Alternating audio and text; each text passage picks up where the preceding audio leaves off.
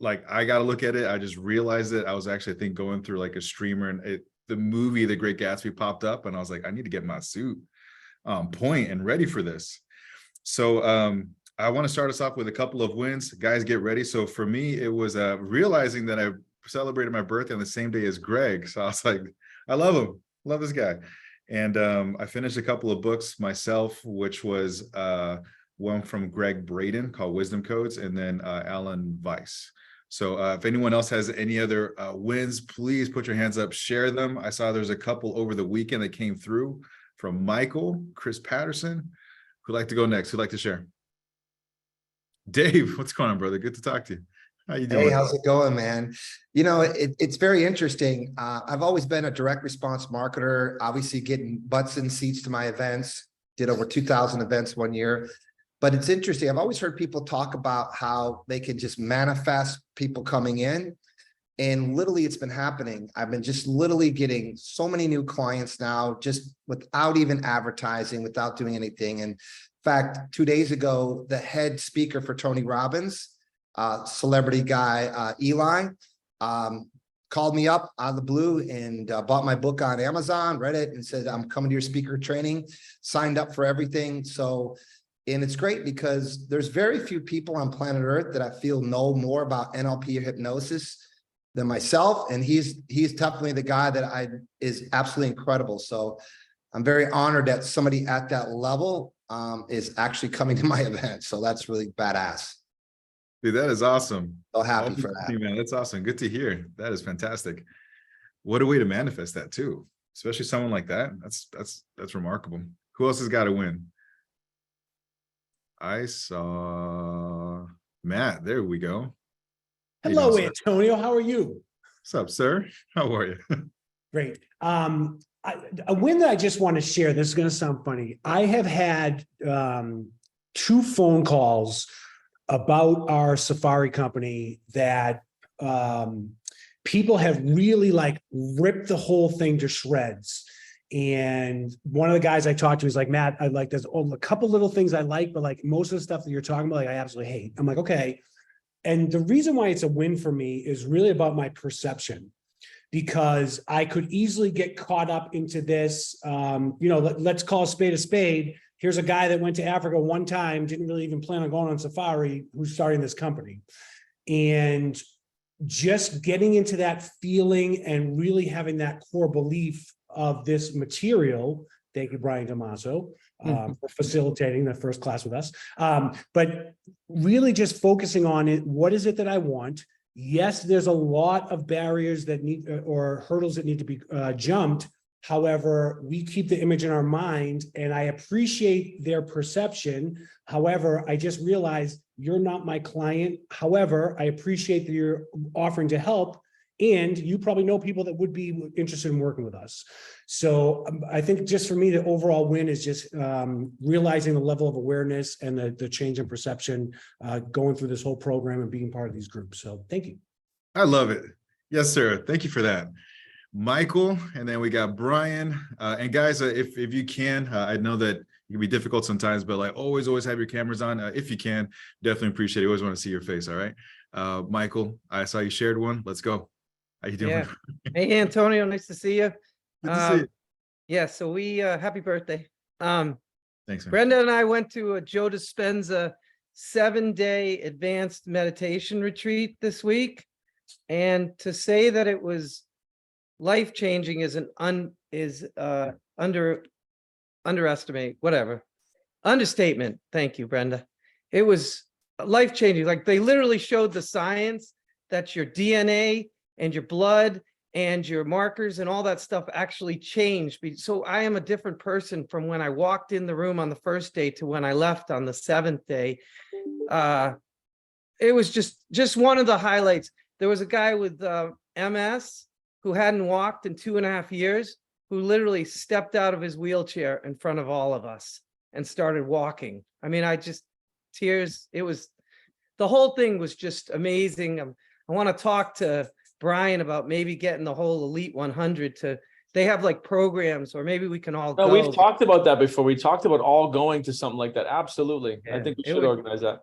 It's just amazing. So yeah, so that was my big blessing and huge win of the week. And yeah, that was it. Thank you. I love it. Yun said the same thing. We can feel the energy coming through the screen. So my win is I get to welcome a new member to the group, Mr. Kevin Dugan. Him and I, it's funny, we connected a long time ago. And I think we both forgot that we had connected, and then we reconnected in California, and the timing was right. And man, what a beautiful soul this gentleman is, and what he's doing with real estate and building communities, and not just, let's get to 10,000 doors, but what am I doing for the humans above and beyond supplying housing, right? The community offering. So Kevin, welcome to the family. I think you'll find that it is a family here. And that's my win. Thank you, Brian.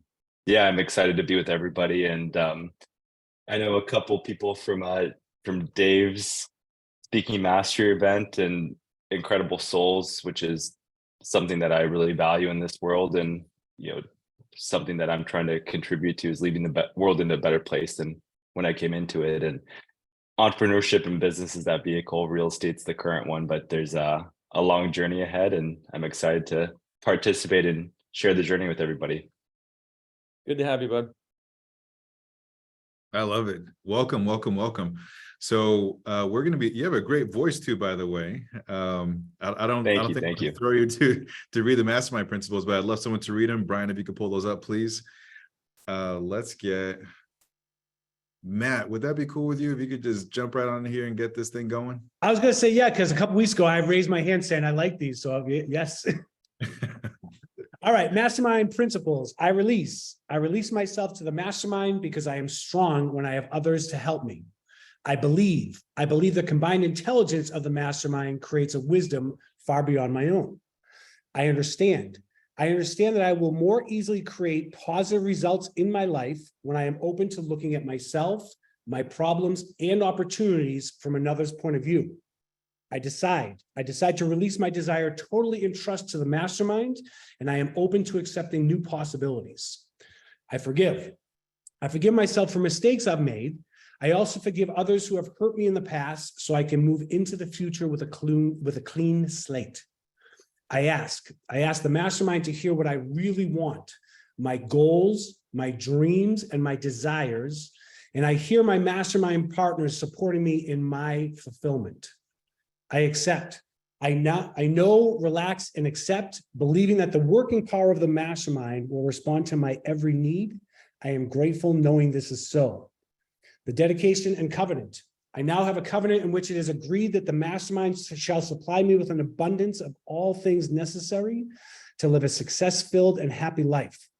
I dedicate myself to be of maximum service to the world and my fellow human beings, to live in a manner that will set the highest example for others to follow, and to remain an open channel of God's will.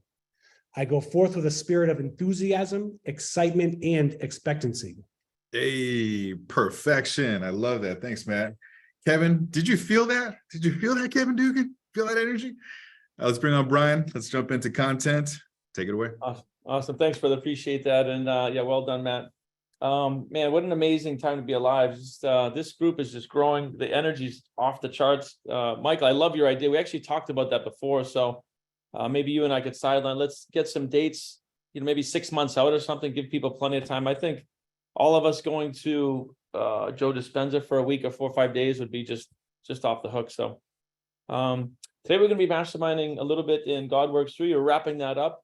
For those of you that are new, one of the things I wrote down here is to kind of remind everybody, and I was reminding myself as I did this, a little while ago, I had gotten a little bit off of my study habits, and I was giving myself the excuse that, oh, you coach every day. Like I literally have coaching calls with somebody every single day. So I'm in the content all the time, but I was buying my own excuse of not every day, like reading in the content that we're reading, like God Works Through You.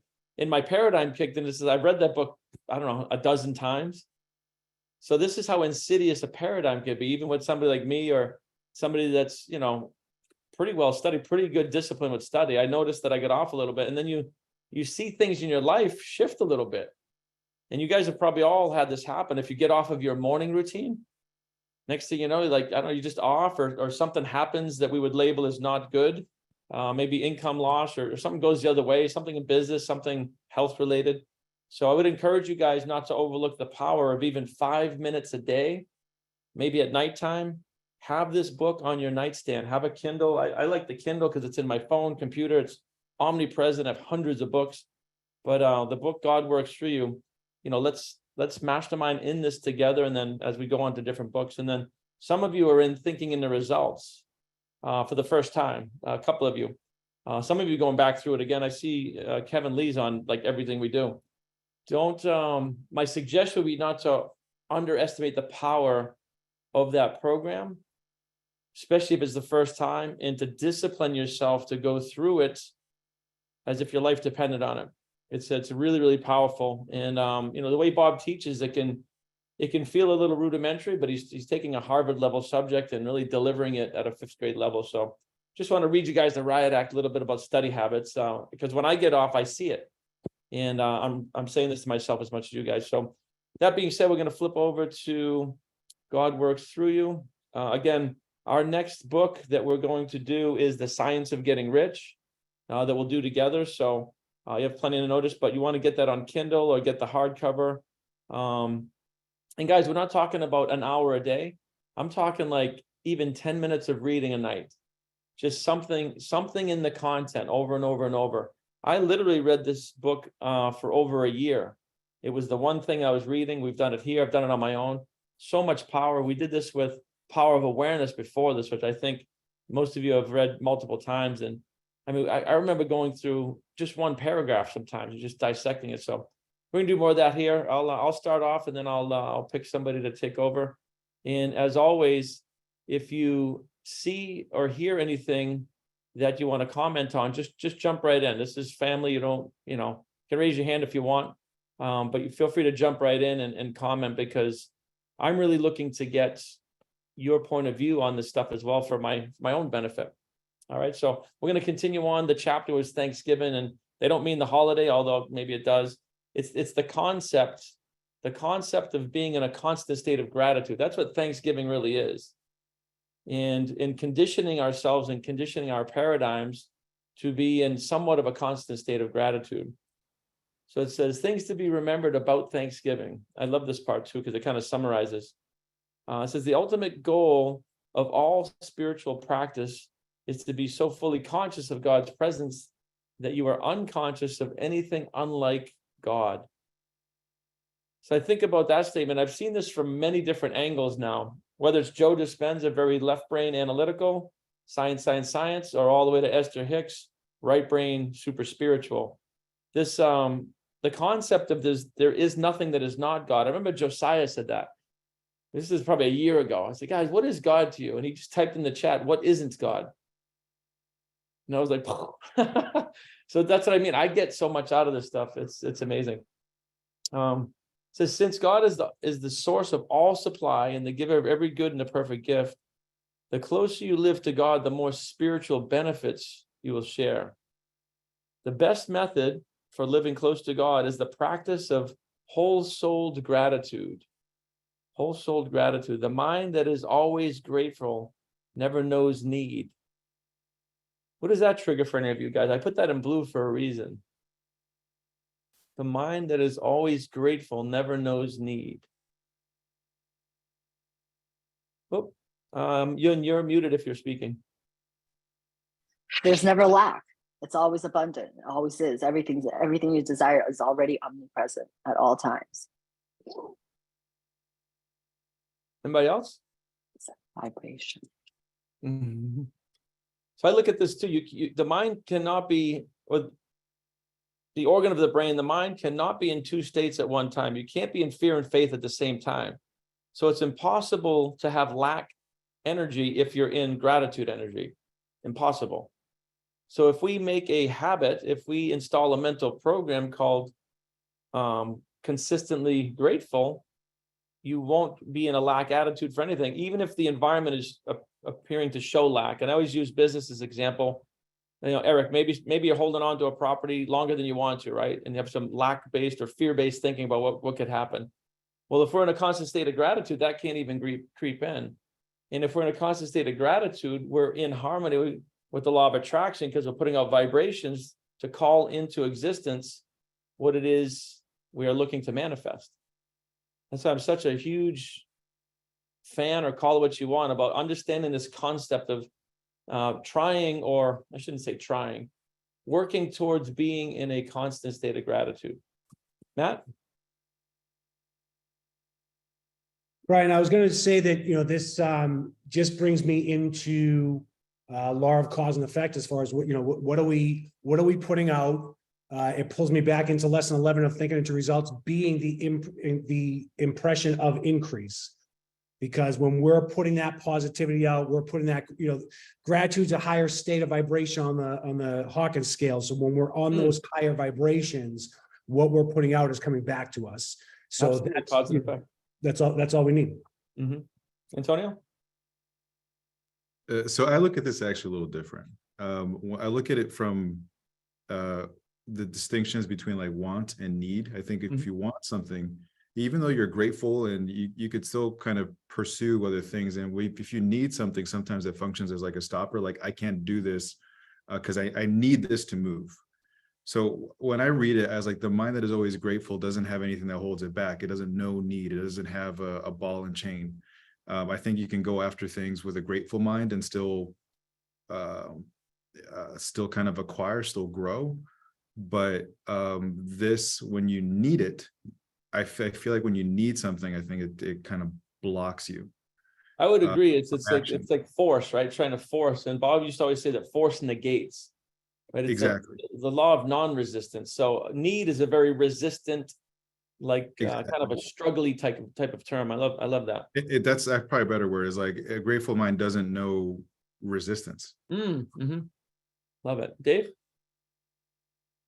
Yeah, just what came to my mind is I think there's two ways we can look at these great teachings that Brian's bringing to us. Is one is reading the words, and two is embodying it. Like true learning is experiential. So I'm not sure if we can maybe take one call and really come up with some practical, tactical techniques where we can embody this. Like it's one thing to talk about astral traveling, but to astral travel is a different thing. One thing to talk about gratitude and to raise your frequency to gratitude is another thing. So I'm not sure if, I'm assuming all of us have cool little techniques that we all do, that we could collaborate and create something so we can all kind of create like our morning miracle routine. But I spent 8 years studying with Guruji from India, and I lived full time as the monk, and I learned all ancient Vedic 5,000 years old techniques and chanting and all kinds of things. But basically what that teaching is like self-realization, like helping you discover it through you. And I think that could be really cool. Maybe at the event coming up, Brian, we could, if you want me or somebody, we could put together a couple cool things where we can get people in a good practice of some cool disciplines. Yeah, I think everybody here would be open to that. Honestly, I see a lot of heads nodding and stuff. Let's definitely we can certainly do a mastermind here, because we're always looking to bring more value and make these Tuesdays more valuable. So let's chat about that. I think I saw a lot of heads nodding. It's really on, masterminding on all the ways we can practically raise our vibration and get into this state that we keep talking about. So I'm definitely open for that. One thing I'll add to this. Oh, sorry. Go ahead, Dave. Go ahead, Joe. Oh, I was going to say, like, a mental model that I have for a bit of the conversation we're having today is like, I call them pain and power states. I can't remember if I made that up or if I heard it somewhere. Like when I'm in a power state, like gratitude, appreciation, joy, curiosity, love, I'm open to receive. Like the doors, the gates are open. Yes. I can channel. There's nothing between my antenna and what God and the universe wants to bring into me. And when I'm in a pain state, jealousy, envy, judgment, fear, frustration, stress, anxiety, I'm in a closed state. And so I can't A, release that experience, and B, I can't receive what's coming to me on the other side of that. And so the idea that gratitude is kind of like, to me, it's like the small hinges that swing big doors. It's the leverage point to get closer to love, to get closer to that power state. And so I think about it as like the doors open or the doors close, and the way to wedge that door open is with gratitude, appreciation. That's the next best shift that gets me into a higher state where I'm open, my frequency can receive the channel, and I'm projecting and receiving what I want. Also, when the door is closed, it necessitates and create an immediate need for lack. And when I'm projecting lack into the universe, I'm going to get what I'm projecting, even if my door is closed. And so that's like the weird, like childish model that I have in my head to simplify everything. So I know that when I'm in a poor state, I can't make good decisions and I'm not in the best place. I can't be in my highest vibrational frequency if I'm in pain or anything that resembles pain. And if I am, then the way that I could get out of that is to wedge it open with gratitude and appreciation and get into a power state. So that's kind of what's coming up for me from the text and the conversation. No, I love that. And it's not weird what you're doing. Bob was a master at what you're doing. I have a very similar one. It's very left brain. You and I are very similar that way. I think of a light switch, a wire, and a bulb. So you say door open, door closed. I say switch on, switch off, like current flow. I look at this very scientifically. It's just, the way to remain an open channel of God's will, which is the last statement in the Mastermind principles, is the frequency of gratitude. It promotes energy flow. So very similar thing. And that makes a lot of sense to me. And it's good when we have like a simple analogy to explain, what we call God and universal intelligence, because we can't put our hands on that. And it's this kind of unknown, unquantifiable source that we know is there, and we're tapping into it. So these analogies, and this is what's good about this, I think it helps everybody to create a mental picture. So I love that. Joe, do you want to take over from here if you are grateful? Can you see that okay? Yeah, fortunately, I can't see my mute button as well as I want to. Oh.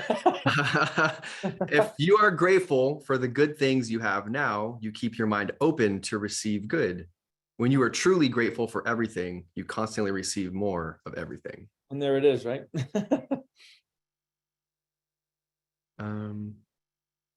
Where do we go? So just go to number 5? Sorry. Yep. It's just the next page. Cool. Yeah. A consistent attitude of thanksgiving brings the mind of man and the mind of God into perfect reciprocal action. The grateful mind is a powerful mind. I love that. Powerful mind. It always accomplishes everything it sets out to do. It is tireless, buoyant, joyous, alive. The thankful mind is always positive to the good. It looks for the best and so brings the best out of everything. Seeing only the good, it causes everything to produce good. The grateful soul is cumulative. The practice of thanksgiving keeps the mind in the ascending tendency, and the higher the mind goes, the greater is its possessions. The more grateful it is, the more power it has. This, I'm just going to pause it. My friend Jesse has a saying that says something like, the better it is, the better it gets, something like that. Or the better it gets, the better it gets, which is basically referencing this idea. It's like this, the higher, the more good we can experience and the more good we put into it, it just echoes and ripples, but it doesn't lose its signal. It actually magnifies its signal, which I think is fascinating. Yeah. Yeah. A couple of things come up for me here too, that go back to the top one, right? Talks about a constant attitude of thanksgiving brings the mind of man and the mind of God into perfect reciprocal action. You guys ever heard of the law of circulation? It's another universal law of circulation. And this is where, when we're giving and receiving, I was never a good receiver of like compliments or help or things like that. I've been more on like, I want to help everybody because it feels amazing and blah, blah, blah, right? But when somebody tries to help me, I was blocking the law of circulation, kind of like an open circuit. If you stop the circulation of blood in your body, you die really quick. So that there's all these laws, and the law of circulation is one of them. And it's an energy out, energy back, circular movement. And I love what he said about being cumulative too. And when we're in gratitude, you're working in harmony from a higher to a lower, right? With electricity, human beings can bring it from a higher to a lower, but we can't bring it from a lower to a higher. Not yet anyway. We cannot manipulate that law of God. We're in harmony with it and we can utilize it. So when we're and all the things you were talking, when you're in pain and grief and fear and all, those are physical. That's more physical. You're really looking at your physical world, either your body or your results. And we're going from the lower to the higher, or we're trying to. And that's why there's so much resistance and so many things that we label as bad happen, because it's not in harmony with the circulation of always going from higher to lower, from spirit to intellect to body, spirit, intellect, body. So two things came up for me there. Anybody else before we move on? All right, Mr. Shine, can you take over from number 10? Sure.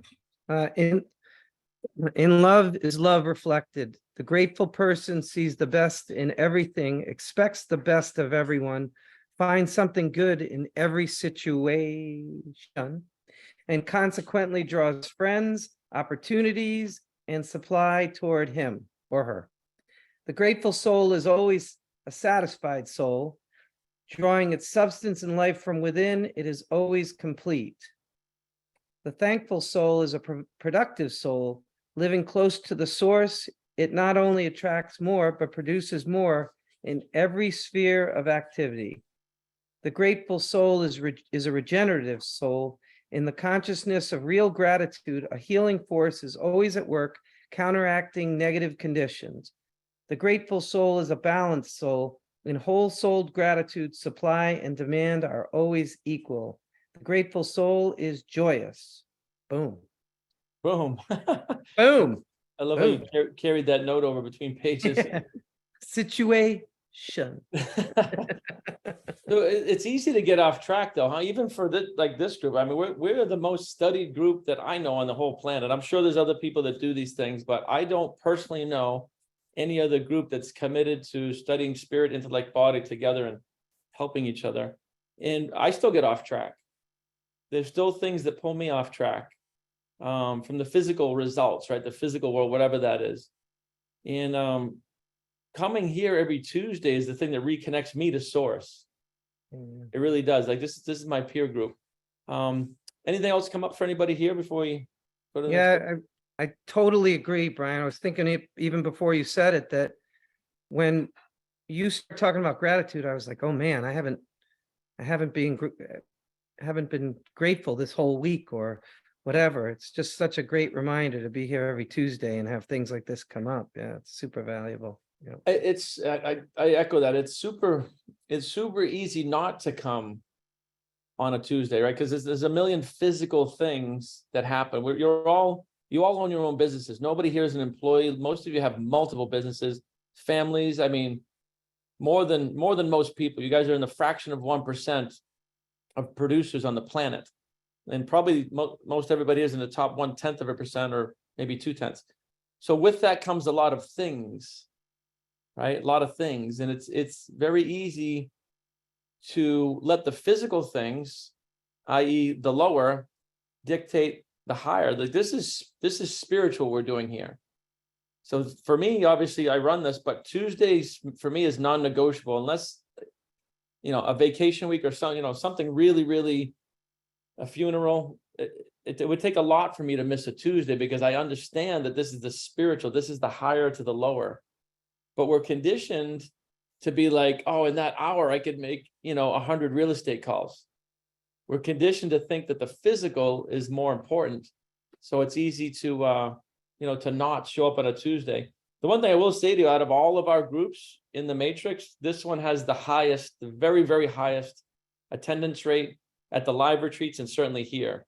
Like I don't have to, herd cats to get people to do things, which is just a level of awareness. Tyler?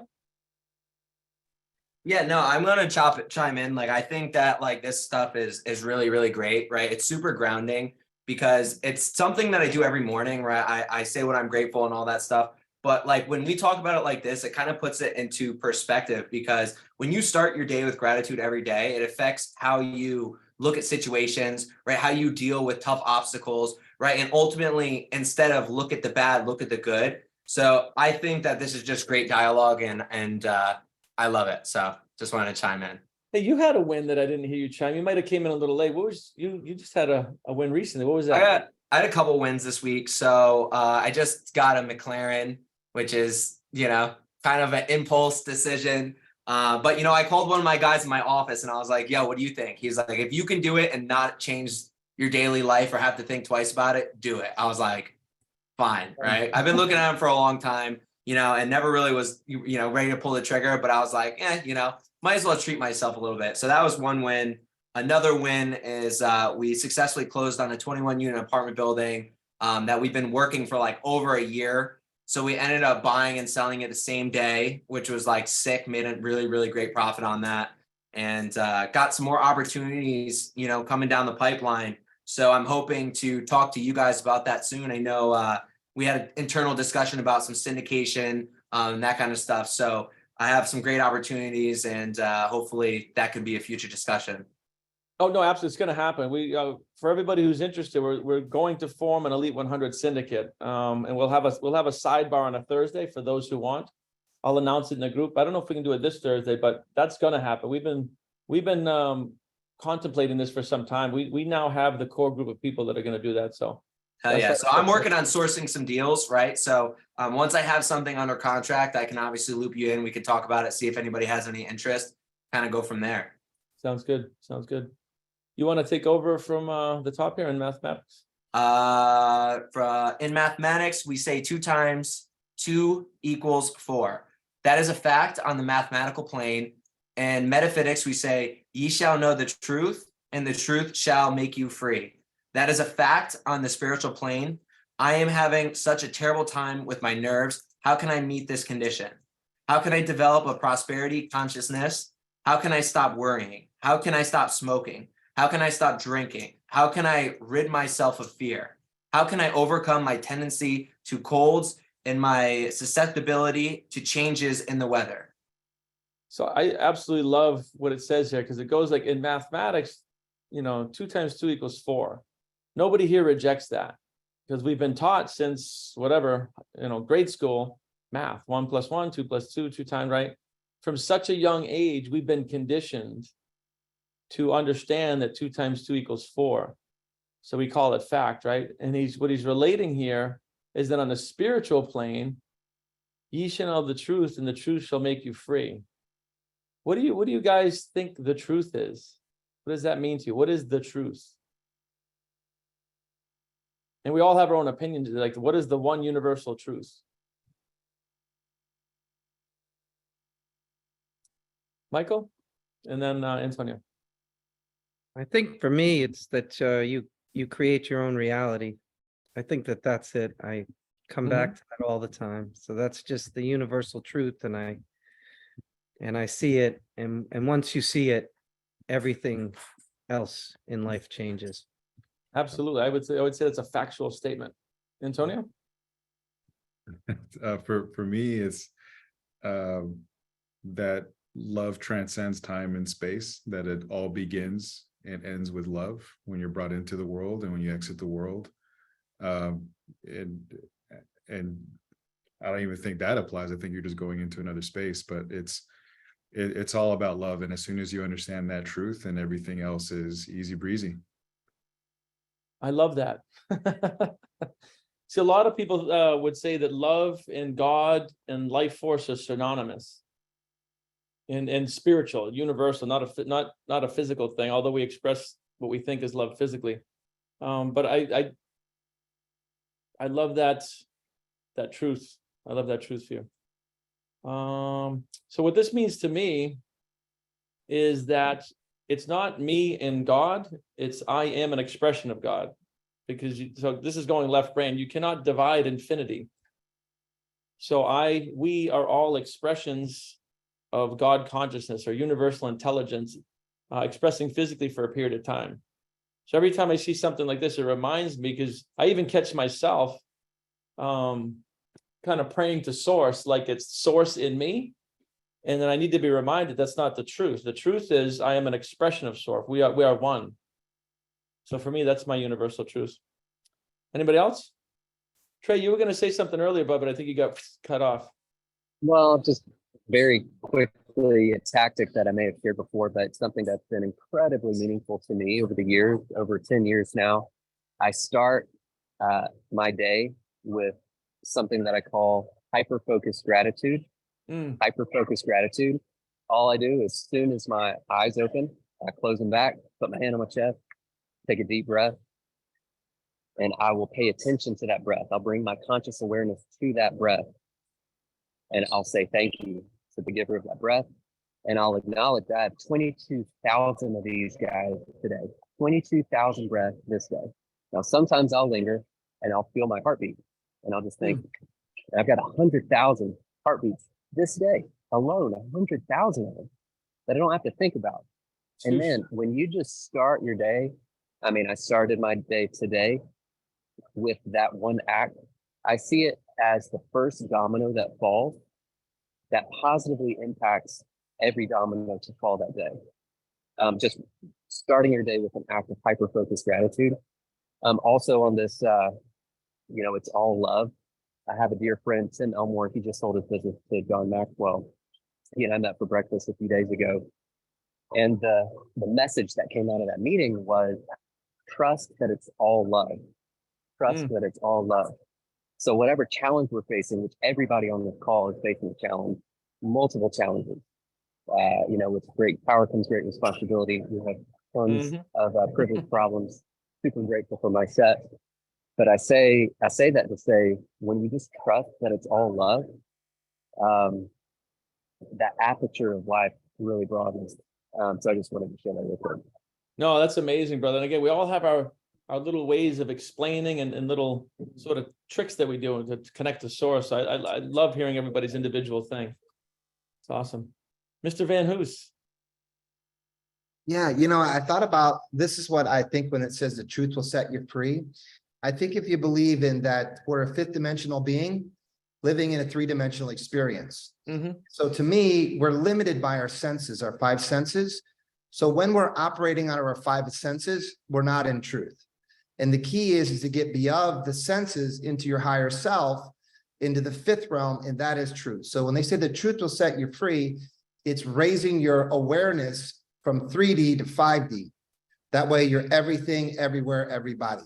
Until you have operated out of that level, you're in a very limited level. And that is what we're limited here. So I just try to bring it down to that as easy for the truth will set you free. Get out of three-dimensional, get into fifth dimensional. And that is the truth. See, as a left brain guy, that really resonates because it's so crystal clear, right? It's very easy for me to visualize and see what you mean by that. So I love that explanation, bud. And real quick, this is how most people thought I was crazy when I became from very successful to a monk. In fact, I was talking to Eli, the guy from Tony Robbins, like, Dave, I can't believe you left your speaking empire business to go sleep on a floor and pick weeds and clean toilets. But what happened to me is Guruji, when she healed me, took me astral traveling. She took me to the fifth realm. And what I felt, words can't describe because words are a three-dimensional thing. What I experienced was I was everything, everywhere, and everybody. And I found out time and space is an illusion. There is no time and space. And in that realm, you felt this overwhelming of just like perfect. I remember just saying, I feel perfect. I didn't have to do anything, I didn't have to be anything. And that's the truth. So after experiencing that, I decided to commit my whole life to experiencing that, because everything in this world can't experience that. It's a temporary little high. And I think that's the true journey. And this is the journey we're on with this group. And it's an end journey with you to you. And that's truly what I feel. So enough of my suggestions. No, I love it. I'm definitely intrigued because it resonates with me. And when you talk about time and space being an illusion, they absolutely are. Time and space are very much physical constructs. They don't exist in spirit. And time and space can't exist without each other. You literally can't have time without spatial movement during the time, and you can't have space for no period of time. So time and space are an illusion in what you're calling the fifth dimension. Of the spirit. And here's the crazy thing. When I do hypnosis, I'll do timeline therapy to past life regression. So I've done thousands of past life regressions. But if we take that conclusion that we think time is linear, It's not linear. Everything's going on all the time. So if we take into account that there is no past and future, everything is simultaneous now, and we're locking into that. But if I think truly, if we really want to discover this, I would invite everybody to consider to really get somebody or do that experience. And that's what kind of Joe Dispenza was teaching them through that 7 days, is let go of the body, get into the higher self, get to the 0 point and do that. And it's pretty cool. I mean, we can do that too. If anybody wants to do some astral traveling or some past life stuff, we can do some stuff that way. We can experience as a group, and then we could share like what it was like, which is super, super cool. Yeah, I think a lot of people have expressed wanting to do the astro traveling. So we'll definitely chat about that. Just let me know. I'll set it up for us. It'll take about probably an hour of a trip, and we can all go astral travel, and we can come back and we can all share it with the group. Like, what'd you experience? And then it's pretty cool because that's fifth realm stuff. It's pretty badass. Well, let me ask you guys this. Just a quick poll, and because we can either do it on the side or we can do it all here together. How many people would like to do one of the Tuesdays as that? And it's okay if you don't. It may not be for everybody. So it looks like we got about half. So I think we should do it on a satellite. Okay. That way, whoever wants to, because we don't ever want to force anything here. If somebody wants to, it's great. But you and I will chat. We'll pick a Thursday and we'll do a satellite for those. That way it'll be its own thing. And that's all it'll be. And whoever wants to come can come. Maddie, you got your hand up? Is that Maddie or Yun? You're so small. That's Yun. That's Yun. You look like Maddie. Yun, what does it mean to you?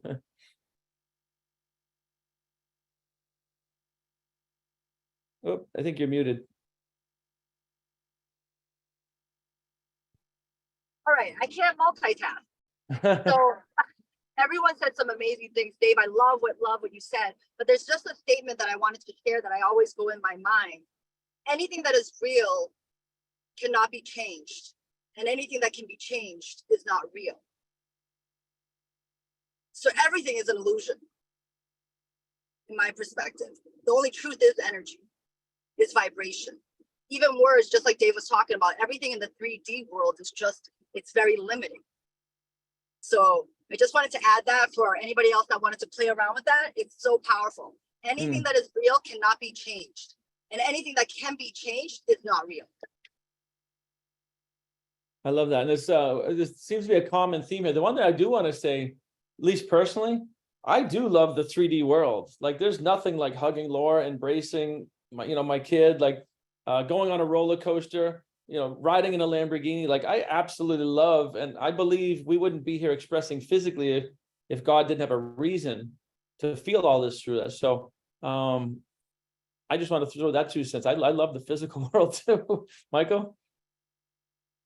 I just wanted to kind of add to what Dave was saying. So I've never really, the most I ever meditated was like a half hour. And I didn't even know that this was like meditation intensive at this thing. But we like Brenda just sort of tricked me and said, let's go see Joe Dispenza. Yeah. And then it ended up being 35 hours of meditation. And but at one point we did a meditation, got us up into the room at 4 a.m. and we started doing this meditation. And I swear I thought it was like maybe just under 2 hours. And he said we had meditated for 4 hours and 50 minutes. Wow. And it was just, and I swear I didn't go to sleep. It was like Dave was saying, there's no such thing as time. We were just it was crazy. I couldn't believe it. Yeah, that was just amazing for a newbie. Yeah. I love it. Yeah. And I like I said, we'll get some dates, maybe 6 months out or something, and see who wants to attend. I think that'd be amazing to do together. Mr. Barnett, can you see the screen? You want to take over on the top there?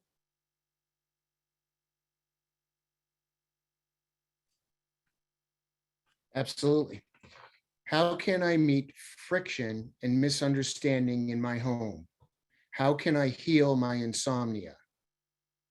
Is your current problem here, or have you some pet problems of your own that make you unhappy, that keep you disturbed and insecure? It doesn't make any difference what the particular problem or difficulty may be. The treatment is to take your thought away from the condition or problem and place it upon the spiritual reality of the solution. There are many forms and methods of prayer and treatment, but the essential in all prayer is to know and know that you know that what you have asked in prayer is already yours. You have no doubt repeated those words many times, but the mere repetition of words does not change or accomplish anything. That is why you are warned against vain repetitions and much speaking. If you are not free before you say you are free, the parroting of the words will not make you free. Highlight, this is my personal book. So when we look at that, a lot of people do this when they're breaking into what you call personal development. And I mean globally, most people don't understand. I was one of them. I was like, oh, if I just write my goal 10 times in the morning, 10 times at night, that really doesn't do much of anything. Now, in early stage personal development, we do teach that because most people can't do that activity and not get emotionally involved. It's challenging to write out your dream 10 times in a row and not get emotionally involved. But the fact is, if we're not in the right state of being when we do this, not only will it not attract our goal, it will repel it. It's repulsion, attraction and repulsion are similar forces, but polar opposites. So if we're writing out our goal and we're angry, sad, upset, jealous, anything other than in a joyous state, if we're in a low frequency, not only will we not materialize, right, energy into matter, materialize our goal, we will disintegrate or repel it. And there's people all over the world, like, I've been writing my goal for 10 years, right? And their goal is, I'm so happy and grateful that I'm out of debt, right? So they haven't been taught how to properly connect to source. And this is something we teach all through the matrix, is that it's not enough just to write your goals. We have to get into the spirit of the wish fulfilled, or the feeling of the state of having it already materialized. So that's why I highlighted that. Does anybody have anything on this before we proceed forward? All right, Greg, can you take over here, bud? Many students think at the bottom. Sure. Many students think, as the heathen do, that they shall be heard for their much speaking. They storm the battlements of heaven with affirmations, decrees, and declarations, only to find that words by themselves do not establish the truth. Jesus did not say, ye shall affirm the truth, or ye shall talk about the truth. He said, ye shall know the truth, have a consciousness of truth.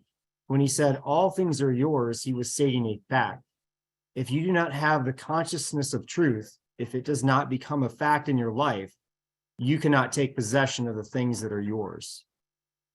Now meditate on this statement for a few moments. Ye shall know the truth, and the truth shall make you free. Does Jesus say that you are going to become free without any effort on your part?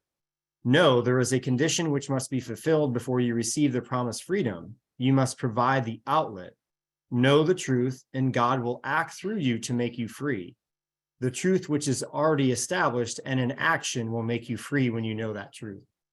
That's powerful. And there's a lot going on this page, huh? Yeah. All things are yours. You're stating a fact. What do you guys think was meant by that phrase in yellow? All things are yours. Well, I would go back, Brian, to the previous book that we studied in regards to creation is finished. And so all you're simply doing is calling into existence that of which has already been created for you. And so it's really quite simple. Faith is simple, right? But it's simply a formality of calling into existence that of which, like the McLaren of Tyler's, was already there for him. He just called it into his existence, for example. So it's just simply a formality of just keeping that faith. I love that. When you say calling into existence, this is what people call manifestation, right? And manifestation is the practice of consciously manipulating energy into matter. That's at the core of what we're doing. Anytime we experience something, we're talking about something that matters or that is material. So we have God consciousness running to and through us. We have the ability to focus our energy on things we want to turn from already being here in the energy state to already being here in the material state. And that's the part I think most people, even at fairly high levels of education in this field, don't really grasp. You know, when they say there's no such thing as new creation, all the energy that ever was or ever is omnipresent, and it's the constant state of transmutation.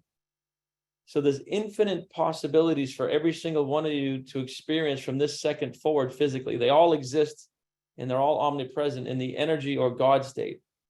We are just choosing to experience every single second of every single day physically on a certain path. But all of them exist in energy. And this is something that took me a little bit to understand. And